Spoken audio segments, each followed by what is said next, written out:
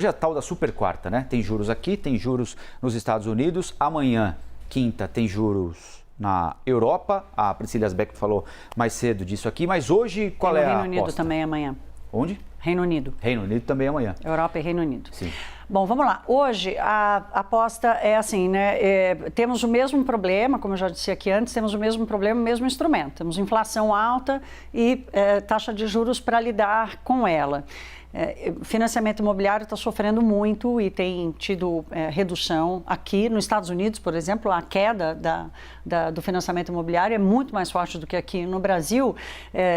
Tudo bem, mas a taxa deles não é nem de 5%, a nossa é de quase 14%, mas a deles subiu com uma velocidade e com uma intensidade que não acontecia há décadas, né? Então, tudo depende do ponto de partida. Então, os Estados Unidos hoje partem de uma taxa que está entre 4,25 e 4,5. A expectativa é para uma elevação de 0,25 ponto percentual, que vai elevar a taxa lá. A taxa é determinada para um intervalo entre 4,5 e 4,75. Eu fiz questão de chamar a atenção aqui, Rafael, o horário da liberação da decisão do FED, que tem hora marcada, às 4 da tarde, e a coletiva de Jerome Powell às 4h30. Esse cara é o cara mais poderoso hoje da condição da economia do mundo inteiro, porque a decisão que o Banco Central dos Estados Unidos toma é considerada para o resto do mundo, inclusive para nós aqui. E eu chamo a atenção para essa coletiva porque é uma institucionalidade do Banco Central americano o presidente fazer um discurso depois da decisão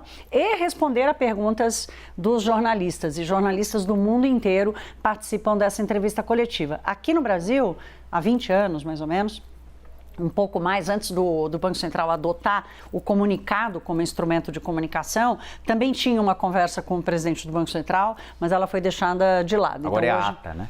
Agora é a ata, mas a ata também tem aqui.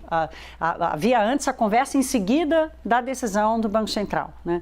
Mas tivemos anos muito conturbados em que a cobrança talvez fosse um pouco mais pressionada do que lá. Aqui no Brasil, nós vamos ter a decisão do Copom a partir das 18h30. Nunca é um horário determinado. Eles tentam fazer sempre às 18h30, com o mercado já fechado, ou seja, ninguém toma decisão enquanto o Banco Central, né, de posição de investimento ou de consumo, enquanto o Banco Central não anuncia a sua taxa. A previsão é de que não vai haver alteração, vai ficar em 13,75. A grande diferença é que aqui não tem coletiva, mas o que o Banco Central falar pelo comunicado, vai ter um peso ultra relevante, porque o desafio aqui, Rafael, você veja a situação esdrúxula que o Brasil chegou.